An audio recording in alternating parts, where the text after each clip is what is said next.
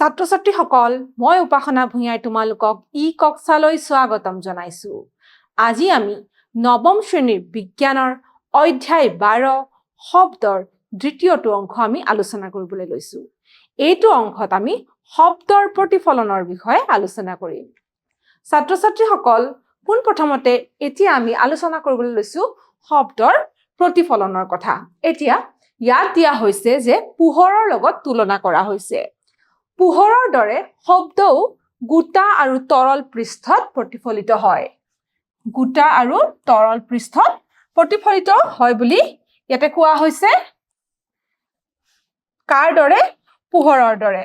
গতিকে ইতিমধ্যে আমি জানো পোহৰৰ প্ৰতিফলন হয় আৰু ঠিক তেনেদৰে শব্দৰো গোটা আৰু তৰল পৃষ্ঠত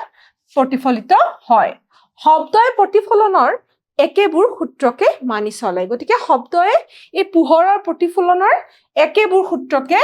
মানি চলে বুলি ইয়াতে আমাক জনোৱা হৈছে। এতিয়া কেনে ধৰণৰ সূত্ৰ বা কেনে ধৰণৰ নিয়মনো মানি চলে এই শব্দৰ প্ৰতিফলনৰ ক্ষেত্ৰত তাকে আমি এতিয়া আলোচনা কৰিবলৈ লৈছো। প্ৰতিফলনৰ নিয়ম অৰ্থাৎ কাৰ প্ৰতিফলন? ইয়াত শব্দৰ প্ৰতিফলনৰ কথা কোৱা হৈছে। ইয়াত কৈছে শব্দৰ আপতন আৰু প্ৰতিফলনৰ দিশ দুটাই আপতন বিন্দুৰ পৃষ্ঠত অবিলম্বনৰ সৈতে সমান সমান কোণ উৎপন্ন কৰে। অৰ্থাৎ আমি যদি এটা চিত্ৰৰ জৰিয়তে তোমাক দেখুৱাই দিছো, ধৰি লৈছো এখন পৃষ্ঠ আছে আৰু এইফালে যদি শব্দৰ উৎসটো হয়, এইফালে আছে শব্দৰ উৎস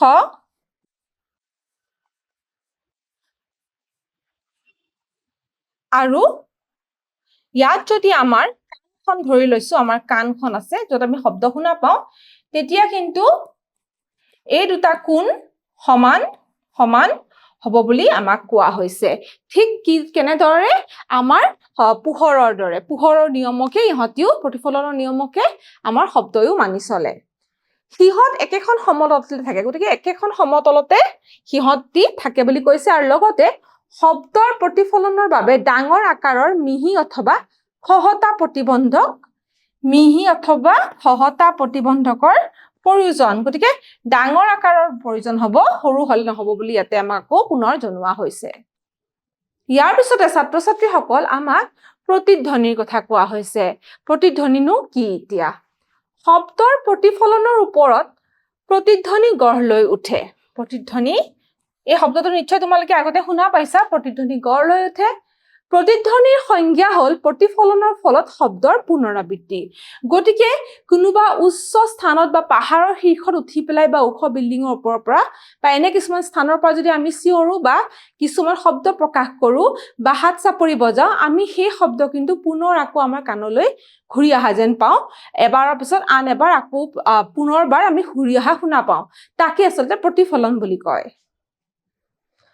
শব্দৰ অনুভূতি আমাৰ মগজুত প্ৰায় 1 ছেকেণ্ডলৈকে থাকে। গতিকে যিকোনো এটা শব্দৰ অনুভূতি আমাৰ মগজুত 1 ছেকেণ্ডলৈকে ৰৈ যায়। গতিকে এই 1 ছেকেণ্ডৰ ভিতৰত যদি প্ৰতিফলিত শব্দ ঘূৰি আহে, তেতিয়া কিন্তু তাক আমি প্ৰতিধ্বনি হিচাপে শুনা নাপাওঁ। কিন্তু ইয়াত আমাক এইখিনি ক্ষেত্ৰত আমি ইয়াকে বুজোৱা হৈছে যে এই দুটা শব্দৰ মাজত কিন্তু পাৰ্থক্য 1 ছেকেণ্ডতকৈ বেছি হ'ব লাগিব। তেতিয়াহে আমি প্ৰতিধ্বনি শুনিবলৈ পাম। এতিয়া কৈছে প্ৰতিধ্বনি গঠনৰ বাবে চৰ্ত। এতিয়া প্ৰতিধ্বনি গঠনৰ চৰ্তটো আমাক ইয়াত দিয়া হৈছে। শব্দৰ উৎস আৰু প্ৰতিবন্ধকৰ ন্যূনতম দূৰত্ব কি হ'ব লাগিব? 17.2 মিটাৰ হ'ব লাগে। তেতিয়াহে আমি প্ৰতিধ্বনি শুনিবলৈ পাম। এতিয়া আমি জানো, ইতিমধ্যে আমি আগৰ অংশত পঢ়িছো যে আমাৰ শব্দৰ যি দ্ৰুতি, বায়ুত শব্দৰ দ্ৰুতি হৈছে v = 344 মিটাৰ প্ৰতি ছেকেণ্ড। আৰু আমি জানো যে আমাৰ মগজুত এটা শব্দ কিমান দেৰিলৈকে তাৰ অৱস্থান থাকে বা কিমান দেৰিলৈকে তাৰ স্থান থাকে, সেয়া হৈছে সময় হৈছে 0.1 ছেকেণ্ড। এই পৰ্যন্ত ৰৈ যায়। এতিয়া যদি আমি ধৰি লওঁ যে আমাৰ শব্দৰ উৎস, এটা শব্দৰ উৎস, এইটো হৈছে শব্দৰ উৎস আৰু এইটো স্থান হৈছে শব্দৰ উৎস আৰু এয়া হৈছে আমাৰ প্ৰতিবন্ধক। গতিকে এই দূৰত্বটো ইয়াত খুন্দিয়াই পুনৰ আমাৰ উৎসলৈ ঘূৰি আহে বা আমাৰ কাণলৈ যেতিয়া ঘূৰি আহিব সেয়া যেতিয়া ঘূৰি আহিব তেতিয়া আমি প্ৰতিধ্বনি হিচাপে আমি শুনিবলৈ পাম এতিয়া আমি এই শব্দই যেতিয়া অতিক্ৰম কৰা যি দূৰত্ব অৰ্থাৎ শব্দৰ উৎসৰ পৰা প্ৰতিবন্ধক আৰু প্ৰতিবন্ধকৰ পৰা পুনৰ উৎসলৈ ঘূৰি অহা যি দূৰত্ব সেয়া আমি নিৰ্ধাৰিত কৰিব পাৰিম সেয়া আমি 2d বুলি ধৰি লৈছো এইটো দূৰত্ব যদি d হয় এই দুটা দূৰত্ব আমাৰ কি হ'ব 2d হ'ব 2d গতিকে এতিয়া আমি আগৰ সূত্ৰ মতে জানো speed equals to distance by time বা দ্ৰুতি হৈছে অতিক্ৰম কৰা দূৰত্ব বাই অতিবাহিত সময় এতিয়া ইয়াকে যদি আমি উলিয়াবলৈ চেষ্টা কৰো গতিকে 2d ইকুৱেলছ টু কি হ'ব আমাৰ v into t অৰ্থাৎ আমি কি পাম ইয়াত আমি পাবলৈ সক্ষম হ'ম 344 মিটাৰ প্ৰতি সেকেন্ড into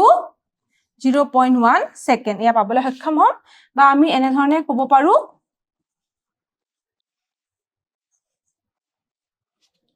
34.4 মিটাৰ প্ৰতি সেকেন্ড আৰু সেকেন্ড কেনসেল হ'ব মিটাৰ বাই 2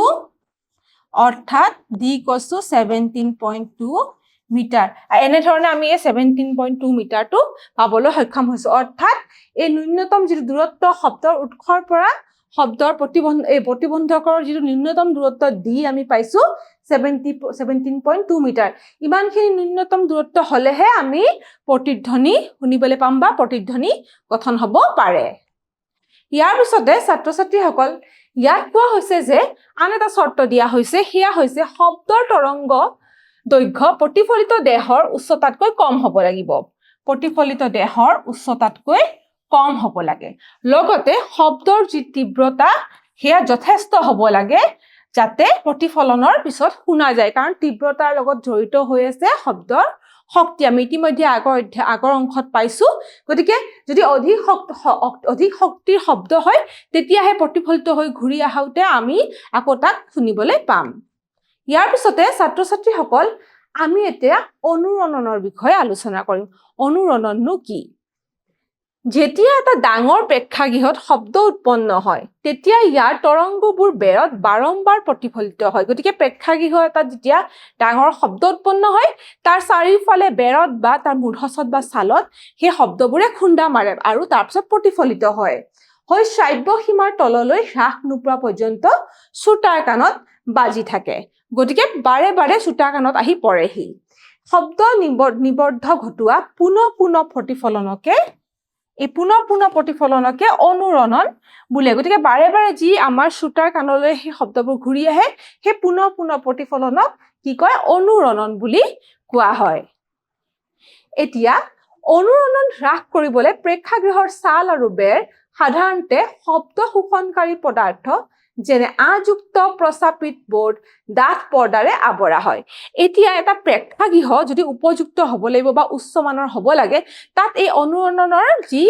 পৰিমাণ সেয়া হ্ৰাস কৰিব লাগিব কাৰণ বাৰে বাৰে যদি সেই শব্দ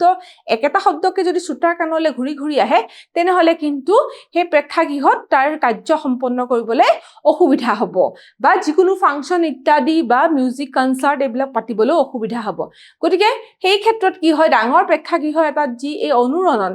তাৰ পৰিমাণ বা হ্ৰাস কৰিবলৈ কি কৰা হয় কি ব্যৱহাৰ কৰা হয় শব্দ শোষণকাৰী পদাৰ্থ ব্যৱহাৰ কৰা হয় তাৰ উদাহৰণ দিছে যে ডাঠ পৰ্দা বা আঁহযুক্ত এনেকুৱা বোৰ্ড কিছুমান ব্যৱহাৰ কৰা হয় ইয়াৰ পিছতে ছাত্ৰ-ছাত্ৰীসকল শব্দৰ পুনঃ প্ৰতিফলনৰ ব্যৱহাৰৰ কথা কৈছে গতিকে অনুৰণন হ্ৰাস কৰিবলৈ আমি কি কৰিব লাগিব ইতিমধ্যে আমি পালো কিন্তু এই অনুৰণন বা পুনঃ প্ৰতিফলনৰ ব্যৱহাৰ কিছুমানো আমাক ইয়াত এতিয়া দেখুওৱা হৈছে চাওচোন আহা কি ব্যৱহাৰ হয় মেগাফোন বা হৰ্ণ আৰু চেহনাইৰ দৰে বাদ্যযন্ত্ৰ আদিৰ শব্দ সকলো দিশতে বিয়পাই নিদিয়াকৈ এটা বিশেষ দিশলৈ শব্দ প্ৰেৰণ কৰিবলৈ পৰাকৈ নলী ব্যৱহাৰ কৰা হয় গতিকে তোমালোকে এনে চিত্ৰবোৰ দেখিছানে এইটো এটা বাদ্যযন্ত্ৰ এইটো এটা আন এটা বাদ্যযন্ত্ৰ যেনেকৈ এইবিলাক হৰ্ণ বা চেহনাই ইত্যাদি এনে ধৰণৰ বাদ্যযন্ত্ৰবোৰত এই যে নলী সাদৃশ ব্যৱহাৰ কৰা হয় এইটো কিহৰ কাৰণে ব্যৱহাৰ কৰা হয় যাতে শব্দবোৰ গোটেইবোৰ দিশলৈ নাযায় এটা নিৰ্দিষ্ট বিশেষ দিশতহে শব্দ প্ৰেৰণ হয় ইয়াৰ পিছতে এইবোৰত এটা নলীৰ মূৰত সংলগ্ন শংকু আকাৰৰ মুখত তৰংগৰ পুনঃ প্ৰতিফলনে শব্দ তৰংগৰ অধিকাংশক উৎসৰ পৰা শ্ৰোতাৰ দিশত সঞ্চালিত কৰে গতিকে এই নলী সাদৃশ যি আকাৰ ইয়াৰ এই আকাৰে কি কৰে উৎসৰ পৰা শ্ৰোতাৰ কাণৰ দিশত ইয়াক শব্দ কি কৰে আগুৱাই নিবলৈ বা সঞ্চালিত কৰিবলৈ সুবিধা কৰি দিয়ে ইয়াৰ পিছতে ইয়াত কোৱা হৈছে ষ্টেথিস্কোপৰ কথা কোৱা হৈছে ষ্টেথিস্কোপ যি ডক্টৰে ব্যৱহাৰ কৰে ষ্টেথিস্কোপ হৈছে শৰীৰৰ ভিতৰত প্ৰধানকৈ হৃদযন্ত্ৰ বা হাঁওফাঁওত উৎপন্ন হোৱা শব্দ শুনিবলৈ ব্যৱহাৰ কৰা চিকিৎসা সঁজুলি আৰু এই যিটো ষ্টেথিস্কোপ ব্যৱহাৰ কৰিছে তোমালোকে দেখিছানে এডাল ষ্টেথিস্কোপ ব্যৱহাৰ কৰিছে এই গৰাকী নিশ্চয় ডাক্তৰ আৰু এয়া হৈছে পেশেন্ট গতিকে এই ষ্টেথিস্কোপ ব্যৱহাৰ কৰিছে আৰু ইয়াতো কি হৈছে এই শব্দৰ পুনঃ প্ৰতিফলনৰ যি এই প্ৰক্ৰিয়া তাক ব্যৱহাৰ কৰি এই ষ্টেথিস্কোপটো ব্যৱহাৰ কৰিব পৰা উপযোগী হৈ উঠে ষ্টেথিস্কোপত ৰোগীৰ হৃদস্পন্দনৰ শব্দ এই ৰোগীৰ হৃদস্পন্দনৰ শব্দটো কি হয় পুনঃ প্ৰতিফলনৰ দ্বাৰা চিকিৎসকৰ কাণত উপনীত হয় গতিকে তাৰ দ্বাৰা কি হয় আমাৰ চিকিৎসকে আমাৰ সেই হৃদযন্ত্ৰৰ যি স্পন্দন সেয়া শুনিবলৈ সক্ষম হয় এতিয়া ধ্বনি ফলকৰ কথা কৈছে ধ্বনি ফলক ব্যৱহাৰ কৰা হয় ধ্বনি ফলকৰ কথা আমি আলোচনা কৰিম সাধাৰণতে কি হয় প্ৰেক্ষাগৃহ আৰু চিনেমা হলৰ মূধচ এই প্ৰেক্ষাগৃহ আৰু এই চিনেমা হল ইত্যাদিৰ যি মূধচ সেয়া বক্ৰাকৃতি হয় আৰু সেই বক্ৰাকৃতিৰ কাৰণ কি বক্ৰাকৃতি হয় যাতে প্ৰতিফলনৰ পিছত শব্দ কি হয় হল ঘৰৰ সকলো কোণলৈ সমানকে বিয়পি পৰে বা সমানে যায় গতিকে সেই কাৰণে আমাৰ কিছুমান প্ৰেক্ষাগৃহ বা ডাঙৰ যি প্ৰেক্ষাগৃহ বনোৱা হয় অনুষ্ঠানৰ কাৰণে বা চিনেমা হল এনেকুৱা ইত্যাদি বিলাকৰ যি মূধচ সেয়া বক্ৰাকৃতি কৰা হয় যাতে শব্দ তাতে প্ৰতিফলন হয় আৰু প্ৰতিটো কোণলৈ কি হয় শব্দ বিয়পি পৰে চোৱাচোন তোমালোকক ইয়াত চিত্ৰযোৰা দেখুৱাবলৈ চেষ্টা কৰা হৈছে ইয়াত কি হৈছে এইবোৰ শব্দ এয়া উৎস যদি হয় শব্দ খুন্দিয়াইছে ইয়াতে দেখিছানে বিভিন্ন শব্দ খুন্দিয়াই আকৌ কি হৈছে এইটো দিশত গৈছে মন কৰিবা আকৌ এইটো শব্দ এই দিশত গৈছে গৈ আকৌ ইয়াক কি হৈছে এইটো দিশত আহি এইটো কোণলৈ আহিছে ঠিক তেনেকে এইটো শব্দ ইয়ালৈ গৈ ইয়ালৈ আহিছে গতিকে প্ৰত্যেকটো দিশতে শব্দ বিয়পি পৰিছে আৰু এনে ইয়াৰ কাৰণে কি হয় সেই মূধচ বক্ৰাকৃতি কৰা হয় বুলি কোৱা হৈছে কেতিয়াবা মঞ্চৰ পিছফালে বক্ৰধ্বনি ফলক স্থাপন কৰা হয় বক্ৰধ্বনি ফলক স্থাপন কৰা হয় যাতে ধ্বনি ফলকত প্ৰতিফলিত হৈ শব্দ তৰংগ হল ঘৰৰ সকলো অঞ্চলতে বিয়পি পৰে আকৌ ধ্বনি ফলকো ব্যৱহাৰ কৰে যাতে হল ঘৰৰ সকলো অঞ্চলতে বা সকলো অংশতে শ্ৰোতা থাকিব আৰু সকলোৱে যাতে এই শব্দ স্পষ্টকৈ শুনিব পাৰে তাৰ কাৰণে বক্ৰধ্বনি ফলকো ব্যৱহাৰ কৰা হয় বা স্থাপন কৰা হয় ছাত্ৰ ছাত্ৰীসকল আমি শ্ৰৱণৰ পৰিসীমাৰ কথা আলোচনা কৰিম শ্ৰৱণৰ পৰিসীমা অৰ্থাৎ কোনটো পৰিসীমা বা কোনটো সীমাতনো আমি এটা শব্দ শুনিব পাৰো বা কেনে কম্পনাংকৰ শব্দনো আমাৰ শ্ৰৱণেন্দ্ৰিয়ে গ্ৰহণ কৰিব পাৰে আৰু আমাৰ মগজুৱে তাক ধৰা পেলাব পাৰে এতিয়া বিভিন্ন জন্তু বা জীৱ-জন্তু বা বিভিন্ন জন্তুৰ কাৰণে এই যিটো শ্ৰৱণৰ পৰিসৰ বা সীমাটো বিভিন্ন হ'ব পাৰে এতিয়া মানুহৰ ক্ষেত্ৰত আমি কৈছো মানুহৰ শ্ৰাব্য সীমা মানুহৰ শ্ৰৱণ ইন্দ্ৰিয় যি শব্দক ধৰা পেলাব পাৰে বা যি শব্দক মানুহৰ মগজুৱে সেই শব্দ চিহ্নিত কৰিব পাৰে চিনাক্তকৰণ কৰিব পাৰে তাৰ সীমাটো হৈছে 20 হাৰ্টজ অৰ্থাৎ 20 হাৰ্টজৰ পৰা 20 কিলো হাৰ্টজলৈকে মানুহৰ শ্ৰাব্য সীমা 20 হাৰ্টজৰ পৰা 20 কিলো হাৰ্টজ গতিকে এইটো ৰেঞ্জৰ বা এইটো সীমাৰ ভিতৰৰ শব্দকহে কিন্তু মানুহে আমি চিনাক্তকৰণ কৰিব পাৰো বা আমাৰ শ্ৰৱণেন্দ্ৰিয়ে গ্ৰহণ কৰিব পাৰে এতিয়া অবশাব্দিক ধ্বনিৰ কথা কৈছে যিহেতু এতিয়া আমি ইতিমধ্যে মানুহৰ শ্ৰৱণ সীমাৰ কথা আলোচনা কৰিলো পৰিসৰৰ কথা আলোচনা কৰিলো এতিয়া তাৰ লগত জড়িত হৈছে অবশব্দ আৰু অতিশব্দ বুলি দুটা শব্দৰ কথা এতিয়া অবশব্দনো কোনবিলাক শব্দ অবশাব্দিক ধ্বনি বুলি কৈছে এই অবশাব্দিক ধ্বনিবিলাক সেইবিলাকে ধ্বনি যাৰ কম্পনাংক 20 হাৰ্টজতকৈ তলৰ বা কম অবশাব্দিক ধ্বনি 20 হাৰ্টজতকৈ কম কম্পনাংকৰ শব্দক অবশাব্দিক ধ্বনি বুলি কোৱা হয় আৰু উদাহৰণ ইয়াত দিয়া হৈছে কিছুমান জন্তু যেনে তিমি মাছ আৰু হাতীয়ে অবশব্দ উৎপন্ন কৰিব পাৰে লগতে আমাৰ অতিশব্দিক ধ্বনি কথা কৈছে অতিশব্দিক ধ্বনিনো কি এতিয়া যিবিলাক ধ্বনি বা যিবিলাক শব্দৰ কম্পনাংক 20 কিলো হাৰ্টজতকৈ অধিক বা বেছি সেইবিলাককে অতিশব্দিক ধ্বনি বুলি কোৱা হয় 20 কিলো হাৰ্টজতকৈ অধিক কম্পনাংকৰ শব্দক অতিশব্দিক ধ্বনি বুলি কোৱা হয় আৰু আন কিছুমান জীৱ বা প্ৰাণী যেনে ডলফিন বাদুলি আৰু শিহুৱে কিন্তু এনে ধৰণৰ অতিশব্দৰ সৃষ্টি কৰিব পাৰে এতিয়া ছাত্ৰ-ছাত্ৰীসকল অতিশব্দৰ প্ৰয়োগৰ কথা কৈছে আমি এতিয়া আমাৰ মানুহৰ যিটো শ্ৰাব্য পৰিসৰ সেই পৰিসৰৰ ভিতৰত কিন্তু এই অতিশব্দ নপৰে কিন্তু অতিশব্দৰ আন কিছুমান প্ৰয়োগো আছে সেইবিলাকৰ বিষয়ে আমি এতিয়া আলোচনা কৰিবলৈ লৈছো কোন প্ৰথমতে আমি চাওচোন শংখকুণ্ডলী আকৃতিৰ নলী অদ্ভুত আকৃতিৰ যন্ত্ৰাংশ ইলেক্ট্ৰনিক উপাদান আদিৰ দৰে সহজে ঢুকি নোপোৱা ঠাইবোৰ পৰিষ্কাৰ কৰিবলৈ অতিশব্দ ব্যৱহাৰ কৰা হয় গতিকে এই অতিশব্দ ব্যৱহাৰ কৰি এইবিলাক সাফা কৰা হয় বা পৰিষ্কাৰ কৰা হয় আৰু এই প্ৰক্ৰিয়াত বস্তুবোৰ সম্পূৰ্ণকৈ কিন্তু পৰিষ্কাৰ হৈ উঠে তাৰ পিছতে অতিশব্দৰ সহায়ত ধাতুত যদি কিছুমান বিসংগতি থাকে যেনে ফাট থাকে চ্যুতি থাকে সেইবিলাকো ধৰা পেলাব পৰা যায় গতিকে ধাতুৰ ফাট আৰু চ্যুতি ধৰা পেলাব পাৰি কাৰ জৰিয়তে এই অতিশব্দৰ জৰিয়তে ইয়াত আমাক চিত্ৰৰ জৰিয়তে দেখুওৱা হৈছে ইয়াচোন অতিশব্দৰ দিশ হেতু উৎস হয়তো অতিশব্দৰ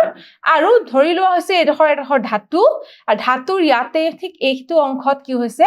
এটা বিসংগতি আছে আৰু অতিশব্দ প্ৰেৰণ কৰাৰ লগে লগে অতিশব্দ ইয়াত খুন্দিয়াই পুনৰ ঘূৰি আহিছে আৰু হেয়া যেতিয়া প্ৰেৰক যন্ত্ৰই ধৰা পেলাইছে তেতিয়া এই ধাতুত যে বিসংগতি আছে নিৰ্দিষ্ট বিসংগতি আছে এটুকুৰা ঠাইত গতিকে হেয়া গম পোৱা গৈছে কাৰণ বাকি ঠাইত কি হৈছে এই বিসংগতি থকা ঠাইখিনিত কি হৈছে অতিশব্দ ঘূৰি আহিছে প্ৰতিফলিত হৈছে তো অন্য ঠাইখিনিত বিসংগতি নথকা ঠাইখিনিত কিন্তু অতিশব্দ পাৰ হৈ সংকুচক পাইছেগৈ ইয়াক পাইছেগৈ তোমালোকে মন কৰিছানে আৰু এনে ধৰণে আমি ধাতুত থকা বিসংগতি বা ফাট কিছুমান ধৰা পেলাব পাৰো ইয়াৰ পিছতে ছাত্ৰ-ছাত্ৰীসকল আন এটা প্ৰয়োগ হৈছে অতিশাব্দিক তৰংগক হৃৎপিণ্ডৰ বিভিন্ন অংশৰ পৰা প্ৰতিফলিত কৰি হৃৎপিণ্ডৰ প্ৰতিবিম্ব গঠন কৰা হয় আৰু এই কৌশলটোক প্ৰতিধ্বনি হৃদয়লেখ বা ইলেক্ট্ৰকাৰ্ডিওগ্ৰাফ বুলি কোৱা হয় আৰু এনে ধৰণে হৃৎপিণ্ডৰ কিবা ৰোগ আছে নেকি বা আমাৰ শৰীৰত কিবা ৰোগ আছে নেকি হেয়া চিকিৎসকে ধৰা পেলাব পাৰে লগতে অতিশব্দ ক্ৰমধাক্ষক যন্ত্ৰই অতিশাব্দিক তৰংগ ব্যৱহাৰ কৰি মানৱ শৰীৰৰ কিছুমান অভ্যন্তৰীণ অংগৰ যি প্ৰতিবিম্ব গঠন কৰে সেই প্ৰতিবিম্বৰ দ্বাৰা কি হয় চিকিৎসকে ৰোগীৰ অংগসমূহত কিবা বিসংগতি আছে নেকি হেয়া ধৰা পেলাব পাৰে যেনে বিসংগতি বা টেমুনা ইত্যাদি যদি থাকে ইয়াৰ দ্বাৰা চিকিৎসকে সহজে ধৰা পেলাব পাৰে তাৰ পিছত আকৌ এই অতিশব্দৰ লেখ যিটো অতিশাব্দিক লেখ পদ্ধতিটো ব্যৱহাৰ কৰি অৰ্থাৎ আল্ট্ৰাছনোগ্ৰাফি এয়া ব্যৱহাৰ কৰি কি কৰে গৰ্ভস্থানত যদি ভ্ৰূণৰ জন্মগত কিবা বিসংগতি থাকে বা কিছুমান অনিয়মিত বৃদ্ধি অলাগতিয়াল বৃদ্ধি বা কিছুমান বিসংগতি থাকে তাক ধৰা পেলোৱাটো ই সুবিধা কৰি দিয়ে তাৰ পিছত কৈছে যে বৃক্কত যদি সৰু সৰু কিছুমান পাথৰ গঠন হয় বৃক্কত গঠন হোৱা সৰু সৰু পাথৰ ভাঙি গুৰি কৰিবলৈ অতিশব্দ ব্যৱহাৰ কৰা হয় গতিকে আল্ট্ৰাসাউণ্ডৰ দ্বাৰা অতিশব্দৰ দ্বাৰা কি হয় আমাৰ বৃক্কত থকা সৰু পাথৰো ভাঙি গুৰি কৰি আমাক নিৰোগী কৰাত সহায় কৰে এতিয়া ছাত্ৰ-ছাত্ৰীসকল আমি এটা উদাহৰণ কৰিবলৈ লৈছো তোমালোকৰ পাঠ্যপুথিৰে উদাহৰণ 12.2 ইয়াৰ এটা প্ৰশ্নটো সুধিছে মানুহ এজনে ওখ টিলা এটাৰ কাষত হাত চাপৰি বজালে আৰু 5 ছেকেণ্ড পিছত তাৰ প্ৰতিধ্বনি শুনিবলৈ পালে যদি শব্দৰ দ্ৰুতি 346 মিটাৰ প্ৰতি ছেকেণ্ড হয় তেন্তে মানুহজনৰ পৰা টিলাটোৰ দূৰত্ব কিমান হ'ব এতিয়া আমি এটো কৰি চাব লাগিব এতিয়া কি দিছে শব্দৰ দ্ৰুতিৰ কথা দিছে শব্দৰ দ্ৰুতি 346 মিটাৰ প্ৰতি ছেকেণ্ড গতিকে আমি সমাধানৰ ফালে যাওঁ সমাধান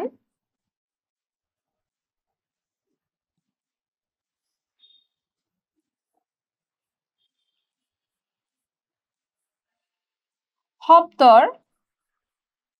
দ্ৰুতি আমাক কি দিছে 346 মিটাৰ প্ৰতি ছেকেণ্ড বুলি দিছে আৰু শব্দৰ দ্ৰুতি দিয়াৰ লগতে আমাক কি দিছে এই সময়টো দিছে যে মানুহ এজনে ওখ টিলা এটাৰ কাষত হাত চাপৰি বজালে আৰু 5 ছেকেণ্ডৰ পিছত তাৰ প্ৰতিধ্বনি শুনিবলৈ পালে গতিকে প্ৰতিধ্বনি শুনিবলৈ সময় কিমান লাগিলে সময় হৈছে 5 ছেকেণ্ড এতিয়া আমাক কোৱা হৈছে যে এটা উৎসৰ পৰা শব্দ এটা টিলাত খুন্দিয়াই আকৌ কি হয় 5 ছেকেণ্ডৰ পিছত মানুহজনে প্ৰতিধ্বনিটো শুনিলে এতিয়া কি হ'ব আমি জানো যে শব্দৰ দ্ৰুতিও আমাক দিয়া আছে এতিয়া মানুহজনৰ পৰা টিলাটোলে শব্দটো গতি কৰিলে আৰু টিলাটোত খুন্দিয়াই পুনৰ মানুহজনলৈ উভতি আহিলে এই গোটেই দূৰত্বখিনি অতিক্ৰম কৰিবলৈ সময় লাগিলে 5 ছেকেণ্ড আমি ইতিমধ্যে জানো যে দ্ৰুতি সমান অতিক্ৰম কৰা দূৰত্ব আৰু অতিবাহিত সময় গতিকে অতিক্ৰম কৰা দূৰত্বটো আমি এতিয়া ধৰি লৈছো d বুলি আৰু অতিবাহিত সময়টো t বুলি ধৰি লৈছো এতিয়া আমি কৰিম যে দ্ৰুতি আমাৰ দিয়া হৈছে 346 মিটাৰ প্ৰতি ছেকেণ্ড আৰু আমাৰ দূৰত্বটো নাজানো আৰু t দিছে 5 ছেকেণ্ড এতিয়া ইয়াৰ পৰা আমি 346 মিটাৰ প্ৰতি second into 5 second equals to এই দূৰত্বটো উলিয়াম এতিয়া 6 5 যা 30 3 থাকিলে 5 4 যা 20 23 2 5 17 আৰু সেকেন্ড ক্যান্সেল হল মিটাৰ গটিকে মানুহজনৰ পৰা টিলাটোলৈ শব্দটো গল আকৌ টিলাটোৰ পৰা পুনৰ মানুহজনলৈ এই দূৰত্বটো হৈছে আমাৰ 1730 মিটাৰ কিন্তু এতিয়া আমাক প্ৰশ্নটোত কি সুধিছে যে মানুহজনৰ পৰা টিলাটোৰ দূৰত্ব সুধিছে গতিকে মানুহজনৰ পৰা টিলাটোলৈ এবাৰ শব্দটো গল আকৌ ঘূৰি আহিলে গতিকে মানুহজনৰ পৰা টিলাটোৰ দূৰত্বৰ দুগুণটো আমি উলিয়ালো এতিয়া মানুহজনৰ পৰা টিলাটোৰ দূৰত্ব আমি উলিয়াব লাগিব হেয়া হ'ব d/2 অৰ্থাৎ 1730 মিটাৰ বাই 2 তে 2 ৰে হৰণ কৰিলে কি আমি কি পাম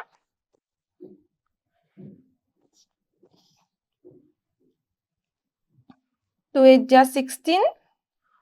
2 6 যা 12 2 5 যা 10 865 মিটাৰ গতিকে এটো আমাৰ উত্তৰ গতিকে মানুহজনৰ পৰা টিলাটোৰ যি দূৰত্ব হেয়া হৈছে 865 মিটাৰ এনে ধৰণে আমি উত্তৰটো পাবলৈ সক্ষম হলো ইয়াৰ পিছত ছাত্ৰ-ছাত্ৰীসকল আমি সোনাৰৰ বিষয়ে আলোচনা কৰিব লাগিব এতিয়া সোনাৰ কি ইয়াত তোমালোকক দিছে সোনাৰ শব্দই শাব্দিক দিশ নিৰ্ণয় আৰু জৰীপ বুজায় ইংৰাজীৰ সাউন্ড নেভিগেশ্যন এণ্ড ৰেঞ্জিঙৰ শব্দকেইটাই বৰফলাৰ আখৰকেইটাই লগ লাগাই চমুকৈ সোনাৰ বুলি কোৱা হৈছে গতিকে সোনাৰ মানে সাউন্ড নেভিগেশ্যনৰ পৰা আহিছে SO এগুছনে SO টো আহিছে নেভিগেশ্যনৰ পৰা আহিছে NA আৰু R আহিছে ৰেঞ্জিঙৰ পৰা গতিকে NA আৰু R এটো হৈছে ইংৰাজীত সোনাৰ এনেকে ধৰণে আমি সোনাৰ শব্দটো পাইছো এতিয়া সোনাৰনো কেনে ধৰণে কাম কৰে বা কি পদ্ধতিত কাম কৰে তাকে আমি আলোচনা কৰিবলৈ লৈছো সোনাৰ এটা প্ৰেৰক যন্ত্ৰ আৰু এটা গ্ৰাহক যন্ত্ৰ থাকে জাহাজৰ তলিত এই প্ৰেৰক যন্ত্ৰ আৰু গ্ৰাহক যন্ত্ৰটো স্থাপন কৰা হয় প্ৰেৰক যন্ত্ৰই অতিশাব্দিক তৰংগ উৎপন্ন কৰে গতিকে প্ৰেৰক যন্ত্ৰৰ কাম হৈছে কি অতিশাব্দিক যি তৰংগ হেয়া উৎপন্ন কৰা আৰু প্ৰেৰণ কৰা গতিকে প্ৰেৰক যন্ত্ৰই এই শব্দ অতিশাব্দিক শব্দ বা তৰংগ প্ৰেৰণ কৰে আৰু এই তৰংগবোৰ পানীৰ মাজেৰে সঞ্চালিত হয় আৰু সমুদ্ৰ তলিত থকা বস্তুত প্ৰতিফলিত হৈ পুনৰ ঘূৰি আহে আৰু গ্ৰাহক যন্ত্ৰই তাকে ধৰা পেলাই বা সংগ্ৰহ কৰে এই প্ৰতিফলিত তৰংগবোৰ গ্ৰাহক যন্ত্ৰই বৈদ্যুতিক সংকেতলৈ ৰূপান্তৰিত কৰে গতিকে গ্ৰাহক যন্ত্ৰই কি কৰে বৈদ্যুতিক সংকেতলৈ ৰূপান্তৰিত কৰে আৰু ইয়াত এটা চিত্ৰ সহায় তোমাকক দেখুৱা হৈছে প্ৰেৰক যন্ত্ৰ আৰু গ্ৰাহক যন্ত্ৰ দেখুৱা হৈছে গতিকে অতিশাব্দিক তৰংগ প্ৰেৰণ কৰে আৰু ই কি কৰে পুনৰ যি প্ৰতিফলন ঘূৰি আহে সেই প্ৰতিফলনক গ্ৰাহক যন্ত্ৰই আকৌ কি হয় ধৰা পেলায় ইয়াৰ পিছতে ছাত্ৰ-ছাত্ৰীসকল এই সংকেতবোৰ বিশ্লেষণ সম্পন্ন হয় পানীৰ শব্দৰ দ্ৰুতি আৰু অতি শব্দৰ প্ৰেৰণ আৰু সংগ্ৰহৰ মাজৰ সময় অন্তৰাল যদি টি হয় আৰু সাগৰৰ পানীত শব্দৰ দ্ৰুতি যদি ভি হয় তেনে ক্ষেত্ৰত কি হ'ব 2d = v * t গতিকে এই দূৰত্বটো কি হ'ব 2d হ'ব গতিকে কাৰণ সাগৰৰ জাহাজৰ পৰা বা প্ৰেৰক যন্ত্ৰৰ পৰা সেই যিটো য'ৰ পৰা প্ৰতিফলিত হ'ব সেই বস্তুটোলৈ আকৌ পুনৰ ঘূৰি আহিব সেই দূৰত্বটোক 2d বুলি কোৱা হৈছে আৰু দ্ৰুতি v আৰু t সময় হয় যদি আমি এনে ধৰণে 2d = v * t পাবলৈ সক্ষম হ'ম এই পদ্ধতিক প্ৰতিধ্বনি জৰীপ অৰ্থাৎ প্ৰতিধ্বনি জৰীপ বা ইকো ৰেঞ্জিং বুলি কোৱা হয় আৰু সাগৰৰ গভীৰতা বিচাৰি উলিয়াবলৈ এইটো ব্যৱহাৰ কৰা হয় গতিকে ইয়াৰ ব্যৱহাৰ বিভিন্ন ধৰণৰ আছে যেনে সাগৰৰ যিমান গভীৰ সাগৰখন কিমান গভীৰ তাক বিচাৰি উলিয়াবলৈ এই ইকো ৰেঞ্জিং ব্যৱহাৰ কৰা হয় তাৰপিছত সমুদ্ৰৰ তলিত যদি কিবা পাহাৰ আছে তাক বিচাৰি উলিয়াবলৈ ব্যৱহাৰ কৰা হয় উপত্যকা বা শিহু জাহাজ অৰ্থাৎ সাবমেৰিন আছে নেকি কিছু দূৰত্বত তাকো বিচাৰি উলিয়াবলৈ আমি এয়া ইকো ৰেঞ্জিং ব্যৱহাৰ কৰা হয় লগতে আইসবাৰ্গ হিমশিলাখণ্ড অৰ্থাৎ আইসবাৰ্গ আছে নেকি সেয়া বিচাৰি উলিয়াবলৈ আমাক এই ইকো ৰেঞ্জিং ব্যৱহাৰ হয় আৰু ডুব যোৱা জাহাজ আদি অৱস্থান নিৰ্ণয় কৰিবলৈ এই সোনাৰ পদ্ধতি ব্যৱহাৰ কৰা হয় গতিকে এইখিনি এনে ধৰণৰ ব্যৱহাৰ আছে সোনাৰৰ এতিয়া এটা বাদুলি দেখুৱা হৈছে তোমালোকে চোৱাচোন বাদুলিৰ ক্ষেত্ৰত কি কৰে বাদুলিয়ে আন্ধাৰ ৰাতি উচ্চ স্বৰৰ অতি শব্দ তৰংগ প্ৰেৰণ কৰে গতিকে বাদুলিয়ে তৰংগ প্ৰেৰণ কৰিছে দেখিছানে আৰু এই তৰংগই কি কৰে আন্ধাৰত যদি কিবা এনে ধৰণৰ তাৰ খাদ্য বস্তু ঘূৰি ফুৰিছে তাত এই তৰংগ যেতিয়া খুন্দিয়াই পেলাই পুনৰ বাদুলিলৈ ঘূৰি আহে বাদুলিৰ তাতো কিন্তু গ্ৰাহক যন্ত্ৰৰ নিচিনা ৰিসিভাৰ আছে আৰু বাদুলিয়ে তাৰ পৰা অনুমান কৰিব পাৰে যে কিমান দূৰত্বত তাৰ খাদ্যটো আছে আৰু তাৰ তেনে ধৰণে বাদুলিয়ে শিকাৰ কৰিব পাৰে বা নিজৰ যি প্ৰয়োজন সেয়া পূৰাব পাৰে ইয়াৰ পিছতে ছাত্ৰ-ছাত্ৰীসকল আমি মানুহৰ কাণৰ গঠনৰ কথা আমি এতিয়া আলোচনা কৰিব লাগিব যেহেতু আমি শব্দৰ কথা আলোচনা কৰিলো এতিয়া মানুহৰ কাণখনেনো কেনেকৈ এই শব্দৰ যি তৰংগ তাক ধৰি পেলাই আমাৰ মগজুলৈ পঠিয়াই তাৰ কথা আমি আলোচনা কৰিব লাগিব ইয়াকে আলোচনা কৰিবলৈ যাওঁতে পোনপ্ৰথমতে তোমালোকক জনাও যে মানুহৰ কাণখন কিন্তু তিনিটা ভাগত ভগোৱা হৈছে আৰু সেয়া হৈছে বহিকৰ্ণ মধ্যকৰ্ণ আৰু অন্তকৰ্ণ কাণৰ তিনিটা অংশ এই বহিকৰ্ণ মধ্যকৰ্ণ আৰু অন্তকৰ্ণ বুলি কৈছে আৰু আমি ইতিমধ্যে জানো কাণ হৈছে ইন্দ্ৰিয় অংগ যিয়ে আমাক শব্দ শুনাত সহায় কৰে এতিয়া পোনপ্ৰথমতে যি শব্দৰ যি তৰংগ সেয়া আমাৰ গ্ৰহণ কৰে আমাৰ বহিকৰ্ণই কাণৰ বাইটিক অংশ তাক পিনা বুলি কোৱা হয় বা কৰ্ণপালি বুলি কোৱা হয় সেই কৰ্ণপালিয়ে কিন্তু কাণৰ বাহী অংশই কি কৰে চৌপাশৰ শব্দ সংগ্ৰহ কৰে আৰু এই শব্দক শ্ৰৱণ নলীৰে সঞ্চালিত হয় আসলে প্ৰথমতে কি হয় আমাৰ এই বহিকৰ্ণই শব্দ সংগ্ৰহ কৰি শ্ৰৱণ নলীৰ দ্বাৰা কিন্তু সেই শব্দ প্ৰেৰণ কৰে বা সঞ্চালিত কৰে কৰি সেই শব্দ কি হয় আমাৰ মধ্যকৰ্ণ পায়গৈ শ্ৰৱণ নলীৰ শেষত পাতল পৰ্দা অৰ্থাৎ কৰ্ণপটহিয়া থাকে গতিকে সেই আমাৰ কাণৰ যিখন পৰ্দা পাতল পৰ্দা বা কৰ্ণপটহিয়া থাকে বুলি কৈছে আৰু যেতিয়া মাধ্যমত যেতিয়া ঘনীভৱন আৰু তনুভৱন হয় তেতিয়া কি হয় এই কৰ্ণপটহিয়া বা কাণ মাদলত কম্পন সৃষ্টি হয় আৰু এই কম্পন মধ্যকৰ্ণত থকা তিনিডাল হাড় আমাৰ মধ্যকৰ্ণত তিনিডাল হাড় আছে সেয়া কি খুব গুৰুত্বপূৰ্ণ হাতুৰি নিয়াৰি আৰু ৰিকাপি এই হাতুৰি নিয়াৰি আৰু ৰিকাপিৰ জৰিয়তে কেইবা গুণেও সংবৰ্ধিত হয় লগতে এই সংবৰ্ধিত চাপৰ পৰিৱৰ্তনক মধ্যকৰ্ণই অন্তকৰ্ণলৈ এতিয়া প্ৰেৰণ কৰে এতিয়া মধ্যকৰ্ণই কি কৰে মধ্যকৰ্ণৰ পৰা আকৌ এতিয়া অন্তকৰ্ণলৈ এয়া কি হয় প্ৰেৰণ হৈ যায় আৰু অন্তকৰ্ণত কি হয় বায়ু চাপৰ পৰিৱৰ্তনক কৰ্ণাবৰ্তা অৰ্থাৎ কক্লিয়াই বৈদ্যুতিক সংকেতলৈ ৰূপান্তৰিত কৰে সেয়া কোনে কৰে অন্তকৰ্ণৰে কৰে আৰু শেষত কি হয় শ্ৰৱণ স্নায়ুৱে এই বৈদ্যুতিক সংকেতক কি কৰে আমাৰ মগজুলৈ লৈ যায় আৰু মগজুৱে ইয়াকে শব্দ বুলি ধৰা পেলায় এতিয়া শেষত শ্ৰৱণ স্নায়ুৰ দ্বাৰা ই মগজু পায়গৈ গতিকে এনে ধৰণে আমাৰ কাণে শব্দ সংগ্ৰহ কৰি শব্দক চিনাক্ত কৰাত সহায় কৰে ইয়াত এখন চিত্ৰ দেখুওৱা হৈছে ইয়াত তোমালোকক কৰ্ণ অৰ্থাৎ বহিকৰ্ণ মধ্যকৰ্ণ অন্তকৰ্ণ এই অংশবোৰ ইয়াত দেখুওৱা হৈছে গতিকে কৰ্ণপালি দেখিছানে পিনা দেখুওৱা হৈছে আৰু তিনিডাল হাড় যেহেতু মধ্যকৰ্ণত আছিলে সেই তিনিডাল হাড় আমাক দেখাবলৈ চেষ্টা কৰা হৈছে এই তিনিডাল হাড় আমাক দেখাবলৈ চেষ্টা কৰা হৈছে তাৰপিছত আমাক শ্ৰৱণ স্নায়ু দেখাইছে কৰ্ণপটহীয়া পৰ্দা বা কাণ মাদল শ্ৰৱণ নলী ইত্যাদি এইবিলাক এই চিত্ৰৰ জৰিয়তে তোমালোকক দেখুৱাবলৈ চেষ্টা কৰা হৈছে এতিয়া ইয়াত তোমালোকক দেখুওৱা হৈছে যে কেনে ধৰণে আমাৰ শব্দ আমাৰ উৎসৰ পৰা কাণ পাইহি আৰু তাৰ পিছতে আমাৰ মগজু পাইহি প্ৰথমতে কৰ্ণপালিয়ে সংগ্ৰহ কৰে অৰ্থাৎ পিনাই সংগ্ৰহ কৰে তাৰপিছত শ্ৰৱণ নলী মাধ্যমেৰে সঞ্চালিত হৈ কাণ মাদল পাই গৈ তাৰ পিছতে হাতুৰি নিয়াৰি আৰু ৰিকাপিৰ জৰিয়তে কৰ্ণবৰ্তা আৰু তাৰপিছত কৰ্ণবৰ্তাৰ পৰা শ্ৰৱণ স্নায়ু আৰু শ্ৰৱণ স্নায়ুৱে বৈদ্যুতিক সংকেতলৈ ৰূপান্তৰিত কৰাৰ পিছত মগজুত আমাক শেষত মগজু পাই গৈ আৰু মগজুত আমাৰ কি হয় এই শব্দ বুলি ইয়াক আমি সহজে ধৰা পেলাব পাৰো শেষত আমাৰ কৰ্ণপালিৰ পৰা কেনেকৈ মগজু পাইগে তাকে আমি ইয়াত দেখুৱালো তোমালোকক ছাত্ৰ ছাত্ৰীসকল আজি আমি আমাৰ এই অংশটোত অৱশব্দ অতিশব্দ আৰু সোণাৰৰ বিষয়ে আলোচনা কৰিলো আৰু এইবিলাকৰ প্ৰয়োগৰ কথাও আলোচনা কৰিলো এতিয়া কিছুমান মূল্যায়নৰ প্ৰশ্ন কৰিবলৈ চেষ্টা কৰো আহাচোন প্ৰথম প্ৰশ্নটোত কি সুধিছে চাওঁ আহাচোন ইয়াত আমাক সুধিছে মানুহৰ শ্ৰাব্য সীমা হেতু হৈছে ক দিছে 20 হাৰ্টছৰ পৰা 20 কিলোহাৰ্টজ খ দিছে 20 হাৰ্টজৰ পৰা 2 কিলোহাৰ্টজ গ দিছে 2 হাৰ্টজৰ পৰা 20 কিলোহাৰ্টজ ঘ দিছে ওপৰৰ এটাও নহয় আমি জানো ইয়াৰ শুদ্ধ উত্তৰটো ক ইয়াৰ পিছৰ প্ৰশ্নটো চাওঁ আহাচোন